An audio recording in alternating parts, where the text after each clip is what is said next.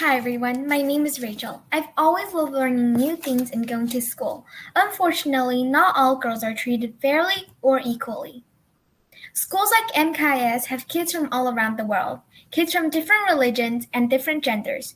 But not all schools are like this. People have told girls that we don't deserve education. Girls might not speak up, but you should remind them that every girl has the right to education. This really influenced me and made me notice that gender inequality is actually happening in our world. Not all kids have buses to go on, have bikes, or to walk to school on a normal road. Kids from Sri Lanka go to school on a thin wooden plank. Indonesian kids go to school on a zip line. Kids from the Philippines have to cross rivers to go to school. And kids from parts of China even have to climb mountains. And 25% of these kids that go to school in these harsh conditions have to at least walk for 3.5 hours just to go to school. Did you know that public schools in France are free? Just like in China, education is free and only lunches cost money. So a school year in France does not cost a lot. Also, French schools can be very, very strict. For example, imagine if you blew your nose. You wanted to throw your tissue away. So you stood up and walked to the trash can. The next second, your teacher starts to yell at you and tells you to go to the corner. The corner is a certain edge of the classroom where kids reflect on what they did. Another example is a donkey's hat. A long time ago, when kids got into trouble, kids would need to wear a hat in the shape of a donkey's ear. In French culture, donkeys are not intelligent animals. Kids like us are very lucky. We are educated, we have books, computers, and the internet.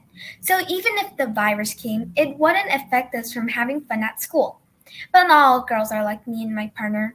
550 million girls do not have access to education, and 40% of them are from the African continent. As we can see from this chart, 10 million kids from South Africa aren't educated. 60 million kids from sub-Saharan Africa aren't educated. 1.3 billion kids from all ages don't even have the access to internet. So that means if viruses came to their country, they would stop school for at least 3 months or even more. But the biggest problem is happening in West Asia. Which country do you think has the least amount of girls educated? Did you guess Afghanistan? Because that's the correct answer. Only 17.8% of girls attend primary school. Why is this number so low? A group called the Taliban invaded Afghanistan in the period of 1996 through 2001. The Taliban does not believe that girls should be educated. Girls are furious, mad, and depressed. One day, a young woman was on a bus going to school. It was a normal day until a bunch of men dressed like thieves came and shot the young woman on the thinnest bone in the skull. Do you know who she is? I bet you definitely know her. She is Malala. She was in the hospital for 72 hours. Luckily, she didn't die.